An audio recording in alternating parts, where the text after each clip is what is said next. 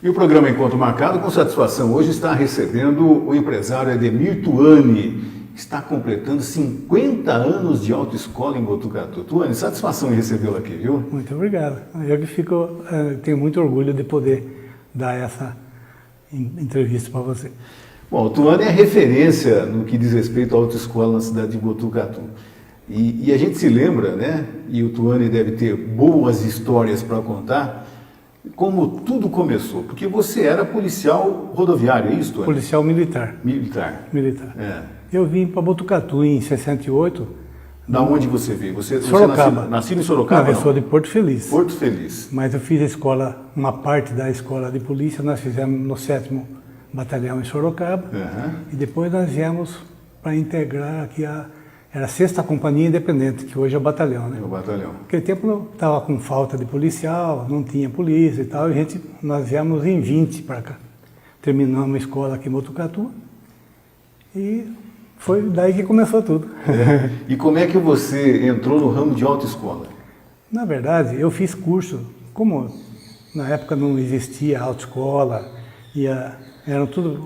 funcionavam precariamente, não tinha como é hoje, organizada, tudo certinho, com as exigências. Hoje a autoescola é uma empresa muito bem montada e muito bem fiscalizada e tem que funcionar bem, senão não tem como funcionar.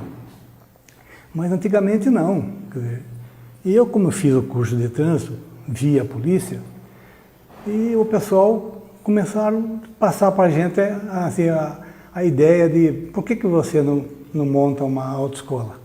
São coisas que iam ocorrer, as montagens de autoescola e tal.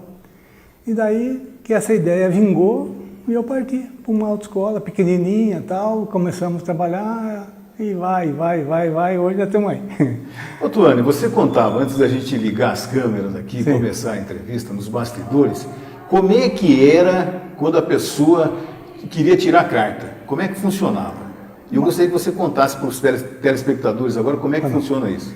Na verdade, quando uma pessoa tinha interesse em dirigir um veículo, que também não tinha muito veículo, eram poucos veículos. Então, quem é mais antigo sabe que a cidade não tinha trânsito, era uma cidade pacata no sentido de trânsito e no outro sentido também. Então, o que fazia? Aquela pessoa que tinha iniciativa, ela procurava um motorista profissional, no caso um motorista de táxi, um caminhoneiro, enfim, um profissional. E esse profissional ia junto com ele, já existia uma delegacia de trânsito, ele ia junto e faziam lá um documento do carro que ele ia dirigir e saía com uma licença para poder aprender. Aquele era o instrutor dele. Abonava quase que a carteira. Abonava dele. Não, a carteira. Mas tinha exame, tudo. Fazia uma prova teórica, depois tinha quem ia dirigir. Naquele tempo já podia tirar profissional de cara já. Hoje a pessoa tem que ter um certo tempo para depois passar para ser profissional. Naquele tempo não. A pessoa chegava lá, já fazia o exame, fazia o exame médico, não tinha psicotécnico, entendeu? Foi uma coisa que veio depois. Só fazia o exame de vista e depois fazia um exame teórico que o delegado apresentava um quadro de sinais, ia fazendo as perguntas, a pessoa respondia as perguntas, depois tinha um questionarinho, respondia aquele questionário e já saía a licença para ele começar a fazer as aulas. E ele ia fazendo essas aulas, quando ele estivesse, não tinha número de aula, não tinha nada disso. Quando ele se encontrasse em condições de prestar o exame, marcava um exame, o delegado determinava lá uma pessoa, um escrivão de polícia, ou muitas vezes alguma pessoa que eles também tinham confiança, e fazia o exame. Se a pessoa fosse aprovada, esperava uns dias e já pegava a habilitação.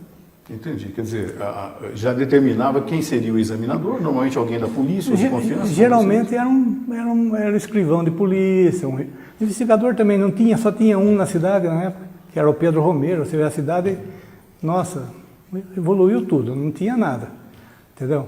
Mas funcionava muito bem, a polícia funcionava muito bem, nós não tínhamos criminalidade, era uma vida gostosa. Uma coisa que você deve ter ouvido falar, eu como botucatuense ouvi muito, que Botucatu sempre teve muito carro pelo número de habitantes. Sempre. Eu me lembro, né? Meu pai tinha dois, né? Um que ele trabalhava, outro que... Sempre. Então, quer dizer, Seu querido pai, né? Meu querido pai, seu amigo Moacir. também. Cada habitante, cada 2 carros para um habitante era mais ou menos isso. Então, e até hoje a gente ouve, quem dirige em Botucatu dirige em qualquer lugar do mundo, pelo número de carros, né? Botucatu sempre foi considerado uma cidade, comparando com o número de munícipes, o número de veículos era muito alto. Mas isso hoje já não é mais assim. Todas as cidades estão com muitos veículos. Houve uma modernização, uma facilidade para comprar o veículo. Antigamente ninguém tinha condição, era muito caro um veículo. Quando que começou a dar essa corrida? Quando começou a aparecer as financeiras que financiavam os veículos. Estacionamento não existia em Botucatu de venda de carro. Só existia por exemplo, a Volkswagen. As concessionárias. As concessionárias, mas não tinha esses estacionamentos. Tinha aquelas pessoas que se propunham a vender carro. Ia buscar carro fora, trazia o carro do jeito que a pessoa pedia. Mas mesmo assim, Botucatu, quer dizer, de início não tinha muito carro. Depois, com o financiamento e com as facilidades para a aquisição do veículo, Botucatu ficou potente no número de veículos. Hoje é uma grande cidade e tem não posso falar para o seu número de veículos, mas é muito alto. É grande mesmo, o número de veículos é muito alto. A estimativa é que quase 99 mil veículos. Deve estar por aí mesmo. Então é uma coisa impressionante. É impressionante. Agora, Tony, qual que é o perfil da pessoa que procura a sua autoescola para tirar a carta? É o jovem com 18 anos que já está em condições de tirar a carta? É a pessoa de mais idade? Tem um perfil determinado? Então, antigamente, no início, esse perfil ficava claramente, dava para a gente falar assim, esse é o pessoal que procura, hoje já não tem mais isso, entendeu? O poder aquisitivo, a pessoa está em poder aquisitivo, quando não está, a gente tem esses planos que a gente faz para o aluno pagar parcelado em 10 vezes, então não tem mais isso. Hoje o pessoal tira a carta por necessidade, entendeu? A maior parte das pessoas que procuram a minha autoescola são pessoas que já vão, ou muitas vezes já têm até o carro comprado. Sim. Então eles querem tirar a habilitação para dirigir seu carro, ou dali partir para ser um profissional. Mas a grande maioria são pessoas que têm veículo na casa ou é o veículo próprio dele. Mas perfil assim de classe social, não tem mais isso. Entendi. Mas o jovem, por exemplo, 18 anos é o que mais procura? Sim, lógico. Fica naquela expectativa de completar a maioridade? Em termos de juventude, se pudesse tirar com 17 anos, eles iam tirar com 17 anos. Isso é lógico, o pessoal não vê a hora de completar 18 anos, né? Inclusive eles fazem contato com a gente antes. E a gente atende bem e já vai orientando eles para quando chegar na época, eles estarem em condição. Mas, assim, a maioria são jovens mesmo. E para motocicleta, é muito grande o número também? Grande. Muito grande o número dele. É uma preocupação da gente, porque nós sabemos que o número de acidentes envolve muito os motociclistas. Verdade. É terrível.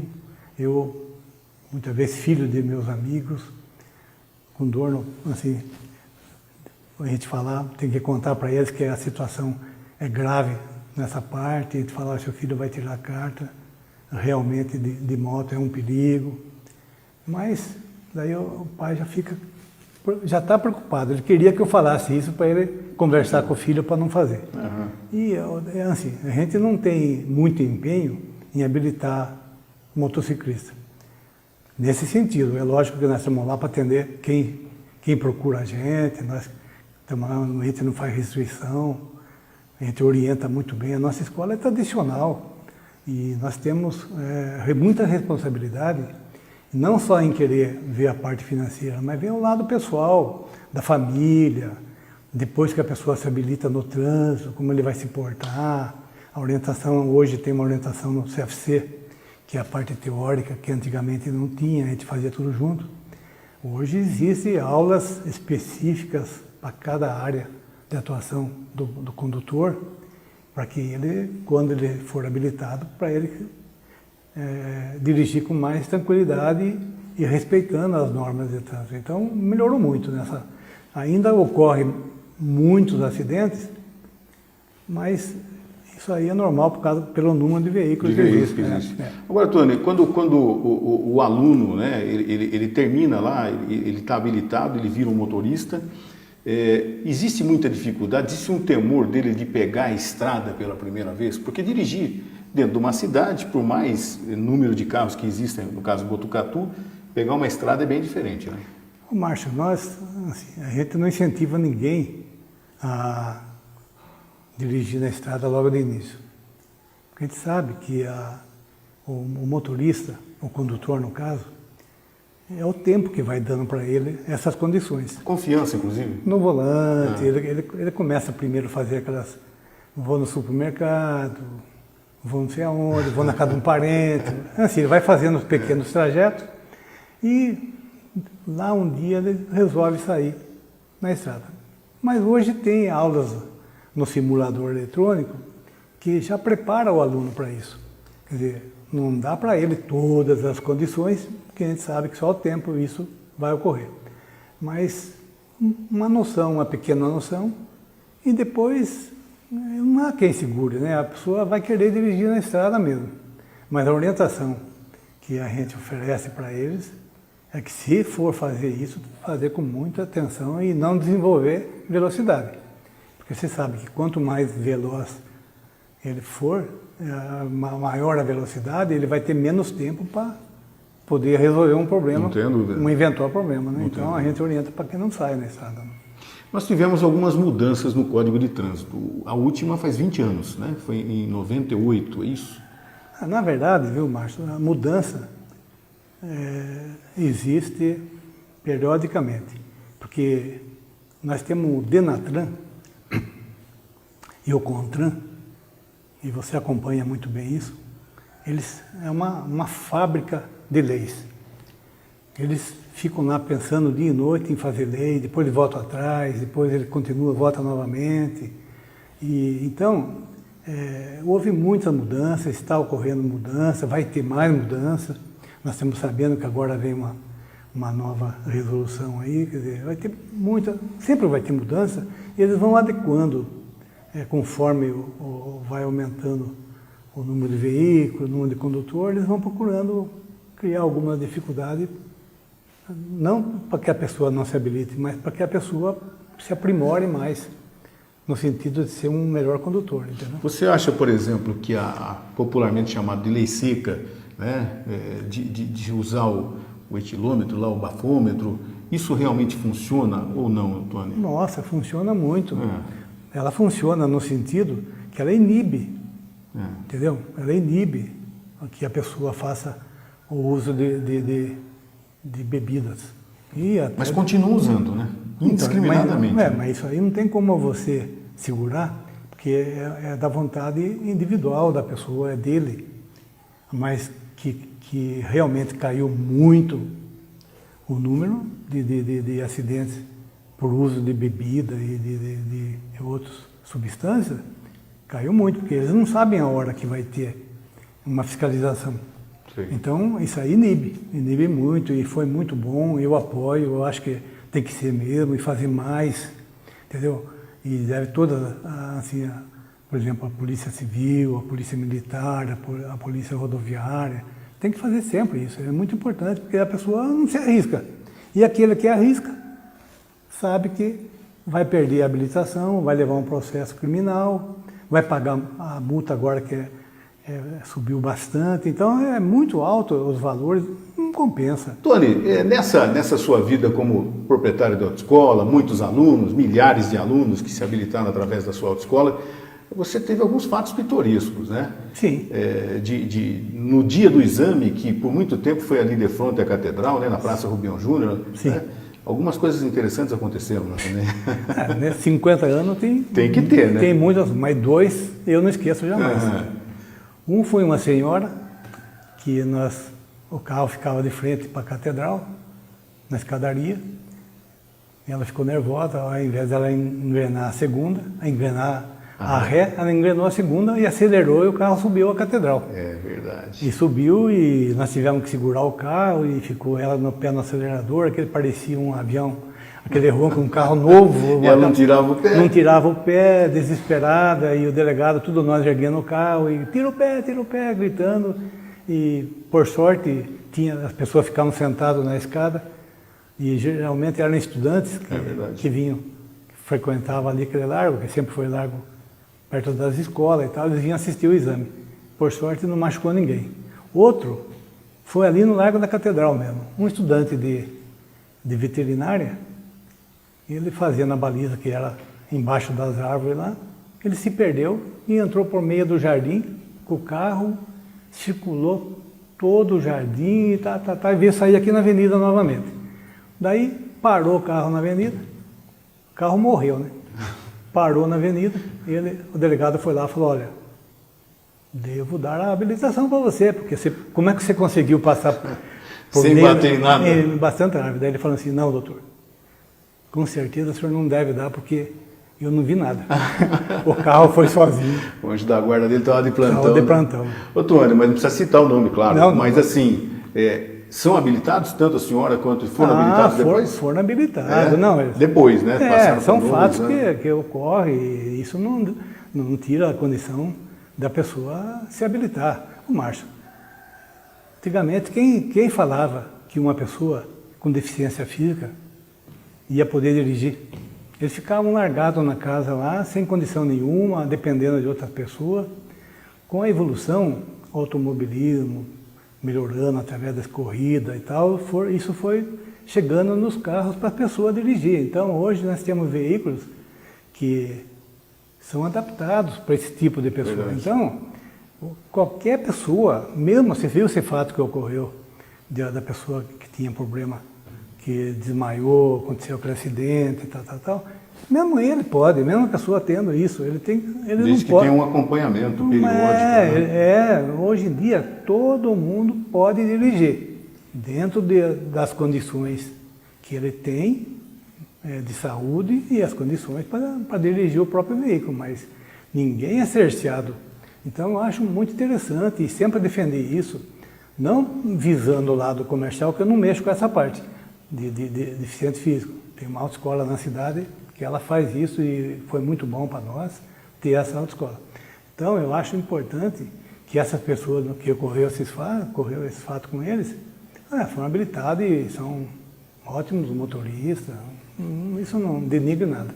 Agora, Tony, tem uma polêmica aí dos locais para se fazer o exame, né? Que não se define o local, passa ano, sai ano, eu, por exemplo, eu não sei hoje aonde é feito, e muita gente com certeza não sabe. Eu me lembro que fazia-se atrás do ginásio de esportes, ali no Bairro Alto. Hoje aonde é feito, Tony? Então, na verdade, nunca nós tivemos um lugar específico. Primeiro foi na Catedral, depois a gente foi naquele varejão que hoje é a Sabesp, ficou um tempo lá, a gente treinou tempo dentro daquela área coberta que ia ser a rodoviária e tal. Depois de lá a gente foi para o Jardim Paraíso, em frente ao Hospital Sorocabana. Depois a gente foi ali no lado da delegacia, no Bairro Alto, subindo. Depois a gente foi lá no ginásio de esporte, atrás do ginásio de esporte, e hoje estamos lá no Comerciários, entendeu? Já estivemos também no APAI. Você vê, sempre a gente foi nômade. Nunca nós tivemos... E por que, Tony? Um lugar fixo? Porque o poder público nunca ajudou nós. Sempre tivemos do lado de prefeitos, que foram nossos amigos, mas a gente sabe que sempre a prefeitura sempre teve dificuldade para realizar isso. Hoje não. Hoje, através do João Cury, o prefeito, ele deu uma atenção, e o Pardini também correndo junto. Hoje a gente tem uma área destinada para isso, entendeu? Que é lá nos Comerciários? Fica do lado do comerciário. Mas ela está sendo inviável, porque o investimento é muito alto e tem autoescola. A gente não tem como bancar isso, por exemplo, a minha escola e uma outra escola que tem mais número de alunos, nós não temos condições de fazer isso sozinho, mesmo porque é um investimento coletivo. E você não vai poder, como se vai proibir uma pessoa, por exemplo, de ele participar do exame? Então, nesse tipo de investimento, tem autoescola que não tem condição para isso. Mas já estão dando um outro plano B, entendeu? Não vou falar o local, porque eu não estou autorizado isso, mas é uma área muito, muito importante, também num lugar muito bom, e já tem lá as condições para que...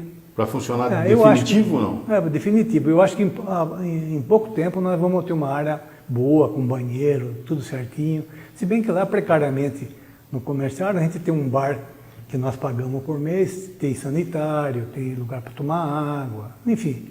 É precário, mas está funcionando. Não, mas está na hora de definir o local e ficar... É lógico, tem que ter. Para todo mundo... É melhor, né? Não tenha dúvida. Ô, Tuane, e o que você acha das ruas de Botucatu, né? Se fala de marginais, nunca ninguém começa, nunca tem um início. Estamos agora no aguardo de terminar, daqui a um ano e pouco, o viaduto que liga lá o Jardim Cristina ao Jardim Paraíso, que vai desafogar bastante o trânsito para quem vai para a região norte. Mas é complicado, as ruas de Botucatu são complicadas, não, Antônio? Então, partindo no início da nossa conversa, a indústria automobilística despejou carro, mas não despejou ruas. É verdade, as ruas continuam as mesmas, né? Despejou carro, e todo dia aqueles carro novo, e nós fazendo condutor também, entendeu? Formando condutor aí, como eu disse. Onde vai tanta gente, tanto carro? E nada se modifica no sentido viário, entendeu? Nas estradas, sim, eles ampliam, põe pista dupla, mas na cidade a gente vê que isso já não funciona, entendeu? E essa saída que está agora, que vai ocorrer com esse viaduto, é uma boa saída, porque vai ligar o lado sul com o lado norte da cidade, isso aí vai ficar muito bom, e vai, agora... Marginal em Botucatu, você sabe que eu tive uma passagem pela política e nós tentamos fazer essa marginal, mas sem sucesso, né? Nunca conseguimos, chegamos a ter até algum projeto e tal, mas... Alguém precisa começar, né? Mas como eu disse, alguém se fizesse 100 metros por ano, isso estaria resolvido. Mas as perimetrais é uma solução, entendeu? Uma perimetral tipo... aquela perimetral leste ali, uma outra aqui desse lado, enfim, uma ligando bairro a bairro, isso aí é uma boa saída também e não é tão caro de fazer, sabe? Eu acho que é uma boa saída e os prefeitos, se alguém estiver me ouvindo, é uma opinião que sempre eu tive comigo e eu gostaria de hoje dizer, é muito barato comparando com a desapropriação que tem que fazer no caso de marginal no centro, entendeu? É muito barato e realiza... assim, viabiliza o trânsito na cidade. Vocês já chegaram a ter alguma audiência com o prefeito Pardini para falar dessa ideia, não?